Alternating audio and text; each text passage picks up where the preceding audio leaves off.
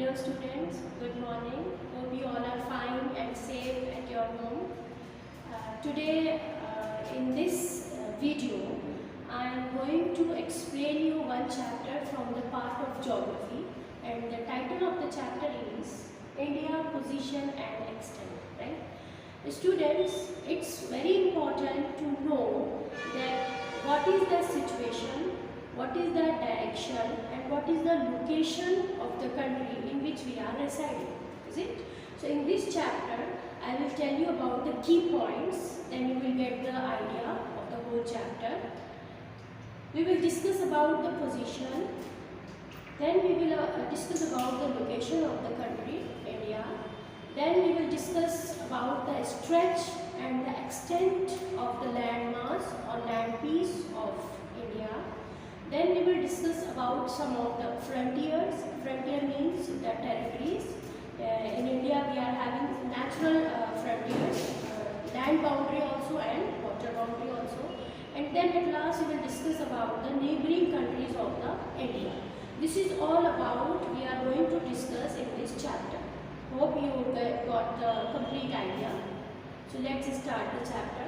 First we will discuss about the position, right? Students, the position on the globe. You can see that I draw one diagram here and we divided that diagram into 4 directions, right? Actually this 0 degree longitude and this 0 degree latitude, these are the imaginary lines which we draw on the globe to get the exact idea of the location of any place, whether it's a state, whether it's a city, whether it's a continent or water bodies.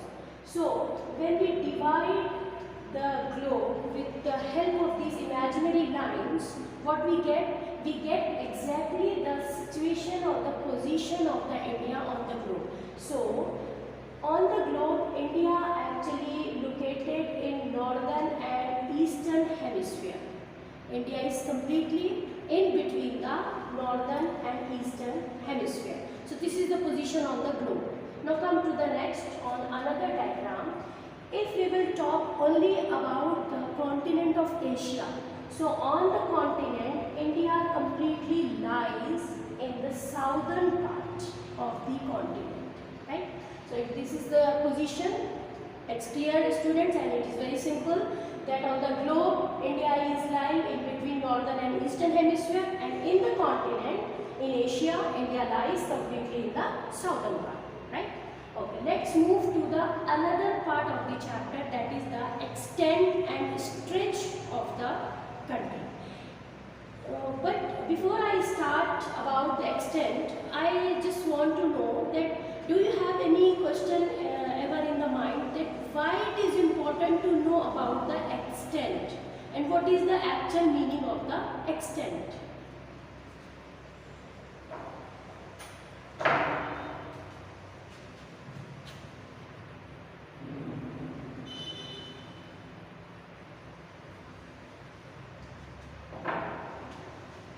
Students, in your previous classes, definitely you have learned about the latitudinal and the longitudinal extents. Latitudes and longitudes are the imaginary lines which give us the exact idea of the stretch and the spread of our boundaries, right? For example,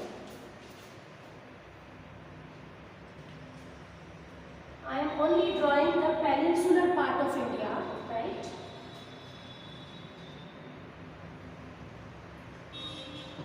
First, we will know that what is the meaning of peninsula. Peninsula means a piece of land which is surrounded by the water from 3 sides, right? We are having Bay of Bengal, one water body in the east. Then we are having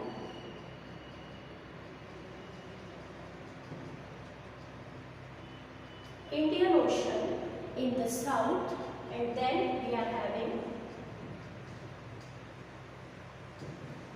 Arabian Sea in the west. So the southern part of India is called peninsular, and because of the dominance of this area we called India a peninsular country, because it is surrounded from the water by 3 sides, right? Okay. Let's move to the other point, that is the extent.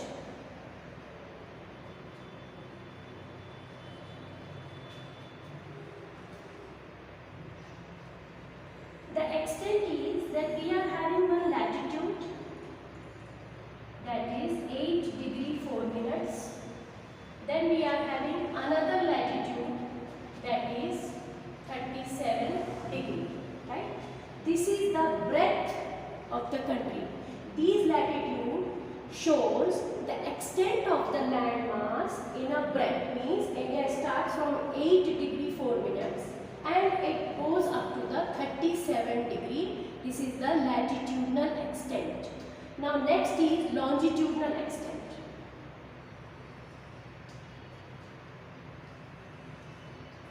If we will talk about the longitudinal extent, India starts from 68 degree and it goes up to the 97 degree. This is the longitudinal extent of the country.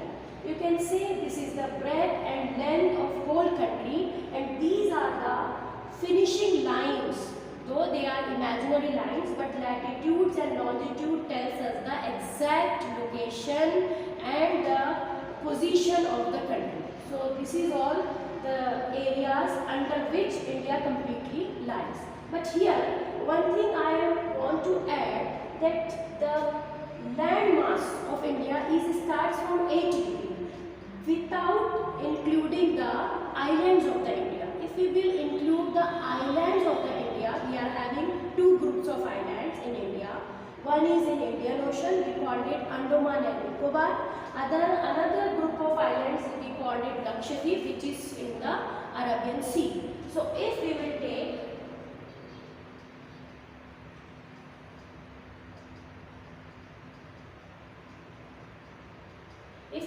include these islands, right, Andaman and Nicobar, then the extent starts from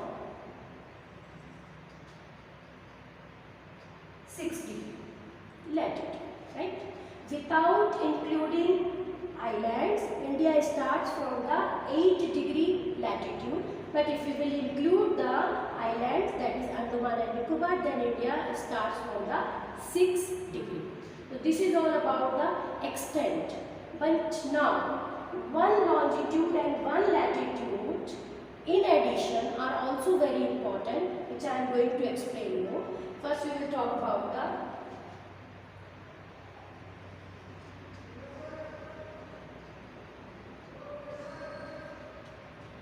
68 to 97 longitudes, India actually intersect by one very important longitude called 82 degree longitude, which is also called as IST, means Indian Standard Time. Right, student?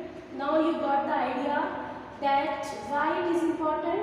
82 degree longitude, which is passing from the middle of the country, actually responsible to set the time for the whole country. So we also call this longitude as the IST, that is Indian Standard Time. Now another important latitude, that is the Tropic of Cancer. Right? This is the latitude, important latitude in northern hemisphere called Tropic of Cancer, which is also passing through the middle of the country. And why it is important? Because this latitude affects and influences the climate of whole India. Right? Tropic means a climatic zone which is not very cold and which is not very hot. We call that zone of climate as tropic. So Tropic of Cancer is also passing through the middle of the country.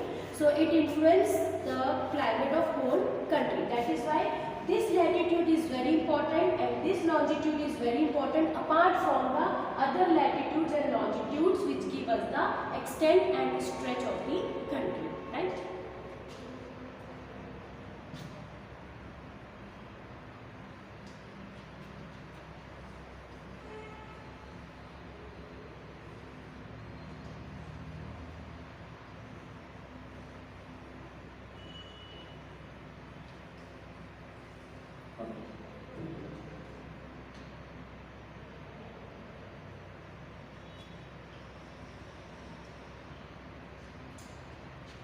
Now move further in the chapter. We will talk about the tips, that is the northern tip and southern tip of the country, right? Students, the tip is actually the country, Indian subcontinent, is not in the shape of oval, rectangular and the square. It is in the shape of the tips. We are having one tip in north, then we are having another tip in the south. So the starting tip, the northernmost tip of India is called Indira Col.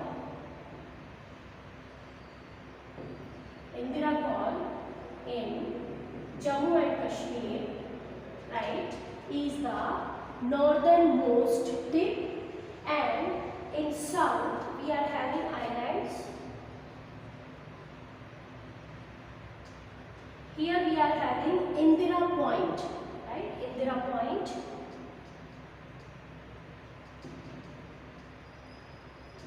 Indira Point, which is the southernmost tip of India. Indira Col in Jammu and Kashmir, the northernmost tip, and the Indira Point, that is in the islands of Andaman and Nicobar, is the southernmost tip of India.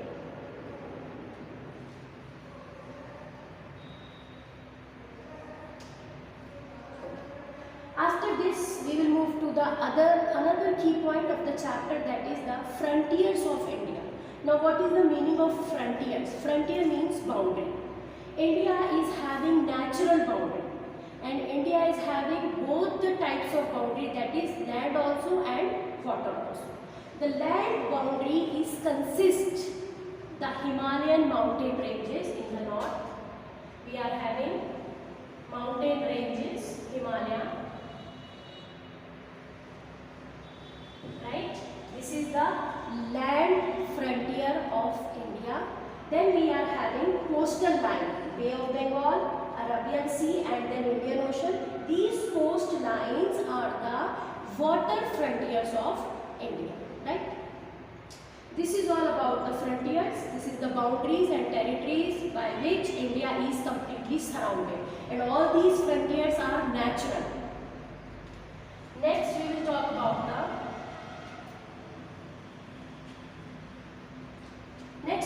about the neighboring countries of India, right? It is very important to know that India is sharing its boundary from so many different countries, right? And which is also important politically, economically and socially. So it is very important to know that which are the countries, those who share the boundaries with the India. We will start from the north. In north, we are having China, Nepal and Tibet. Right, students? In north we are having three countries as the northern border of the India. Then we will come to the northwest. In northwest we are having Pakistan and Afghanistan. Right? In our, I will write the direction also, that is northwest. In northwest, India is sharing its boundary with the countries Pakistan and Afghanistan. Let's come to the eastern part of the India. Here also India shares its boundary with the two countries, that is Bangladesh and Myanmar.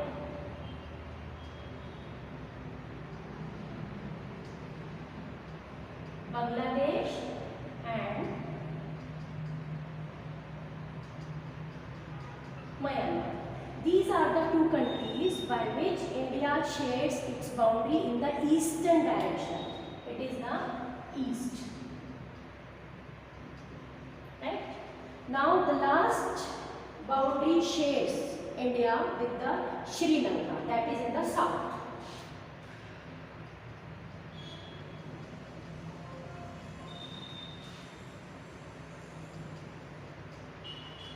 Sri Lanka shares the boundary, or India shares the boundary with Sri Lanka in the southern part or in the south, right?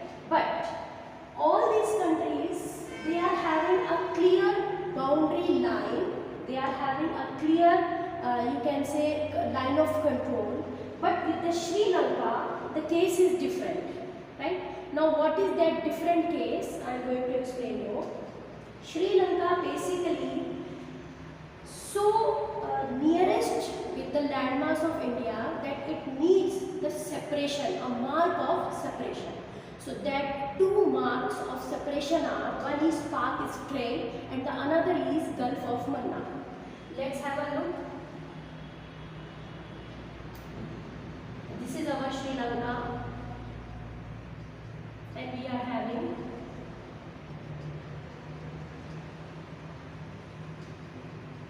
Pak Strait, right? This is the Pak Strait which actually separates the Sri Lanka from the India. Now we will discuss that what is that mean, Pak Strait.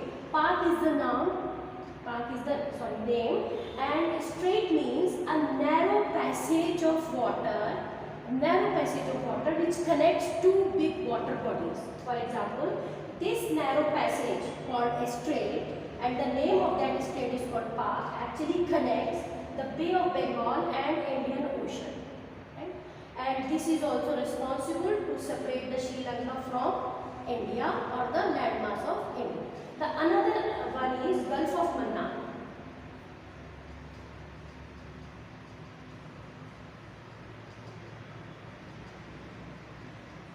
Now what is Gulf of Mannar? Gulf of Mannar is another feature which is also responsible for the separation of these two countries, Sri Lanka and India.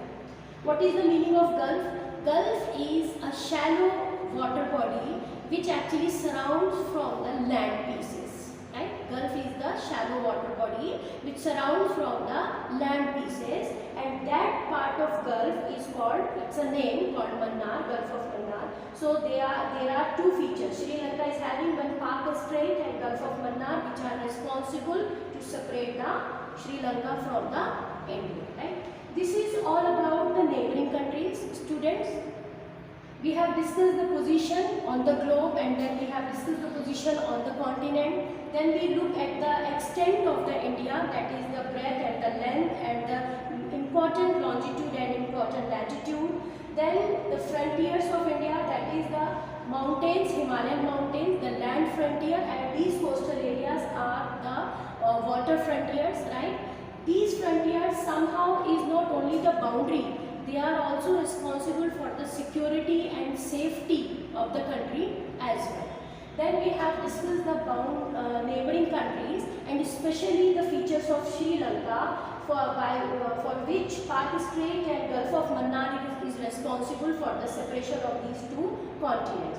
These two countries. Otherwise, if Pak Strait and Gulf of Mannar features will be excluded, Sri Lanka is completely attached to the boundary or to the landmass of India. After this, your chapter is completely over, but I want to give you one extra knowledge, that is,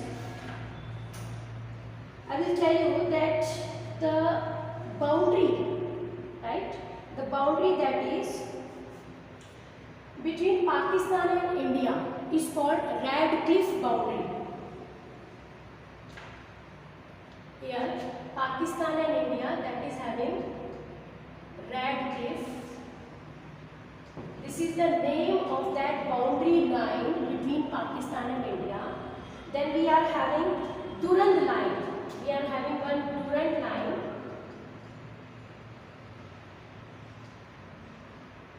Which is the boundary line in between India and Afghanistan. And then we are having one boundary line in between India and China called McMahon. Right? Radcliffe is the boundary line in between Pakistan and India. Then Durand line, which is the boundary line in between Afghanistan and India. And then we are having McMahon line, which separates China from the India. Hope you all understand well the concept of the extent and position of India with the frontiers and the neighboring countries.